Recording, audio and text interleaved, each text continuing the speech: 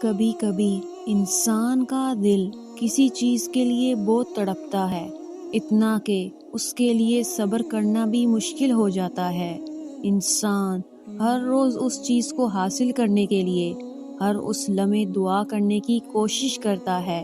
جو لمحہ دعا کے لیے افضل ہے، اور اس کی آنکھیں اپنی مانگی گئی دعا کے قبول ہونے کے انتظار میں ہر روز ادھر ادھر تکتی رہتی ہیں، اور یہ تو بھول ہی جاتی ہیں کہ اللہ نے ہر چیز کو عطا کرنے کا ایک مخصوص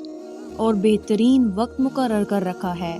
ہمیں یاد رکھنا چاہیے کہ اگر ہمیں کسی چیز کو حاصل کرنے کی اتنی چاہت ہے تو اس چاہت کرنے والے دل کا مالک کون ہے؟ یہ چاہت بھی تو اسی رب نے دل میں ڈالی ہے تاکہ تم اس کے لیے دعا کر سکو، اور وہ تمہاری خواہش کو بہترین کر کے تمہیں عطا کر سکے، اور وہ تو خواہش ہی دل میں تب ڈالتا ہے جب وہ تمہارے نصیب میں لکھ دیتا ہے۔ دعا تو بس ہمارے ہی درجات بلند کرنے کا ایک ذریعہ ہے۔